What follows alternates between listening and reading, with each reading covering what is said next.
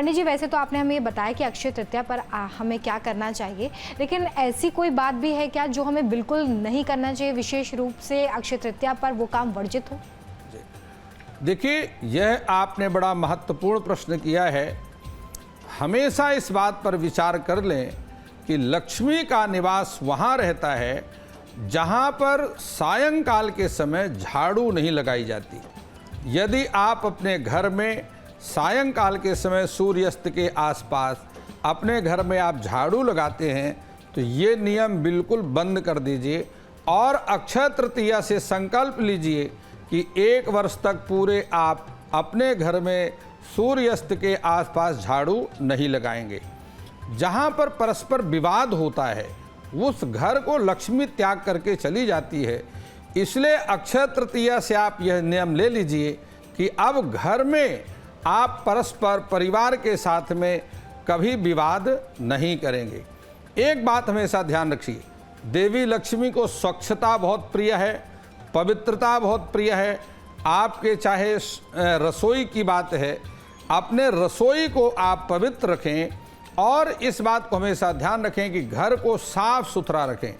यदि आपके घर में कहीं जाले लगे हुए हैं, यदि आपके घर का बिस्तर प्रातःकाल उठ करके आप उसको अस्त व्यस्त पड़ा रहता है, तरीके से उसको आप साफ सुथरा नहीं रखते हैं, तो यदि आपके घर में कहीं पानी नल से टपक रहा है तो ये सारी कमियों को आप ठीक कर दीजिए।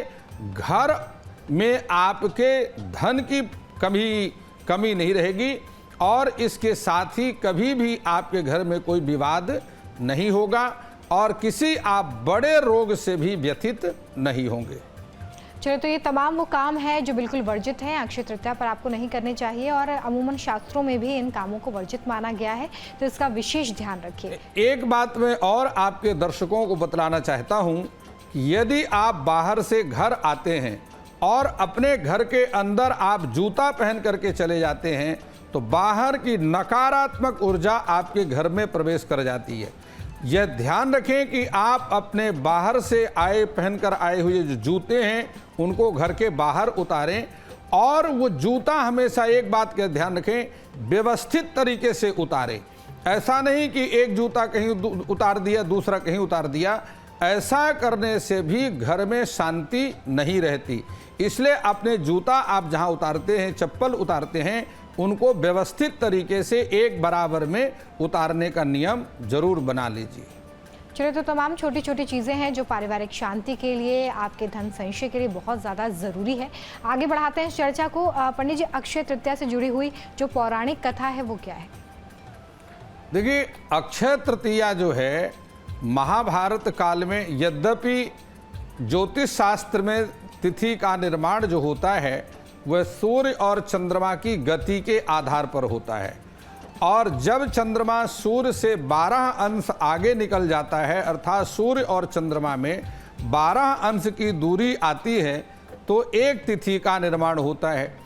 24 अंश की दूरी से द्वितीया तिथि का निर्माण होता है और जब वही 36 अंश की दूरी हो जाती है तो तृतीया तिथि का निर्माण होता है। यह इस प्रकार से महीने में कुल 16 तिथियां हैं।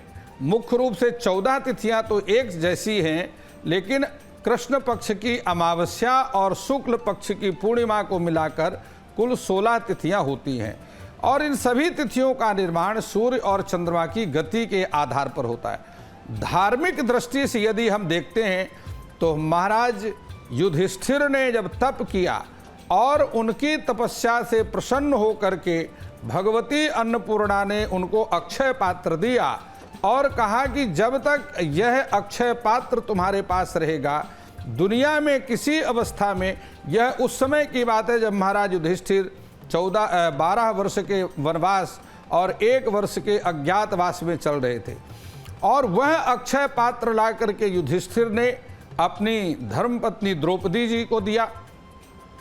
और एक दिन जब दुर्योधन को यह मालूम पड़ गया कि 5 पांडव वनवास के समय भी सुखपूर्वक निवास कर रहे हैं और वहां पर दुर्वासा ऋषि का आगमन हुआ। दुर्वासा ऋषि की बहुत सेवा करने के उपरांत भोजन के लिए और यह कह करके दुर्योधन ने दुर्वासा ऋषि को पांडवों के पास भेज दिया। कि आप मेरे भाइयों को आशीर्वाद जरूर दें, क्योंकि वह ये जानता था कि दुर्वासा ऋषि बहुत क्रोधी हैं और जैसे ही दुर्वासा ऋषि वहाँ जाएंगे, इनका पूरा सम्मान पांडव नहीं कर पाएंगे तो वे निश्चित रूप से उनको शाप दे देंगे।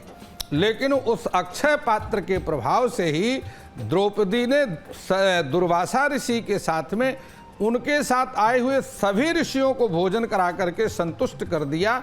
यही अक्षय तृतीया को वह अक्षय पात्र की प्राप्ति हुई, तभी से इस तिथि का नाम अक्षय तृतीया पड़ गया। तो पौराणिक महत्व, पौराणिक कथा हमने पंडित जी से जान लिया है। पंडित जी, आपने बताया कि खरीदारी का विशेष महत्व होता है और सोना खरीदना काफ़ी शुभ माना जाता है, लेकिन ऐसे लोग जो सोना नहीं खरीद सकते हैं वो क्या खरीद सकते हैं? जी देखिए, मैंने आपको यह बतलाया कि अक्षय तृतीया में खरीदारी का महत्व है। चूंकि हिरण्यवर्णाम हरणीम सुवर्ण रजतस्त्रजाम चंद्राम हिरण्यमयी लक्ष्मी जात वेदोम आवहा, यह ऋग्वेद के श्री सूक्तम का मंत्र है और इसमें यह बतलाया गया है कि देवी लक्ष्मी का जो स्वरूप है वह तपाए हुए सोने की तरह है। तो स्वर्ण जहाँ होता है वहाँ देवी लक्ष्मी का निवास होता है, इसलिए सोना खरीदना अक्षय तृतीया में विशेष शुभ होता है। लेकिन हर व्यक्ति स्वर्ण ही खरीदे ऐसा नहीं। देखिए, मैं आपको बतलाता हूँ, मेष राशि, सिंह राशि, कुंभ राशि, मकर राशि, धनु राशि, इन राशि के जातकों को सोना पहनना बहुत शुभ होता है। लेकिन आज की स्थिति, एक तो सोना बहुत महंगा हो गया है और दूसरा यदि कोई धारण भी करे तो रिस्क बड़ा है, क्योंकि बाहर स्नेचर बहुत घूम रहे हैं। तो समय काल और परिस्थिति को देख करके ही सारी कर्म करने चाहिए। जो कुछ ऐसी राशियों के जातक हैं जिनको सोना बहुत आवश्यक नहीं है, तो मैंने आपको बताया कि वह भूमि पूजन करें। यदि अक्षय तृतीया के दिन आप अपने निवास के लिए किसी भवन का निर्माण करते हैं और उसका भूमि पूजन करते हैं तो वहाँ पर कभी किसी प्रकार से वास्तु दोष प्रभावित नहीं करता है और वह जो मिट्टी का दोष है वह भी प्रभावित नहीं करता है। तो इस प्रकार से कई बातें हैं।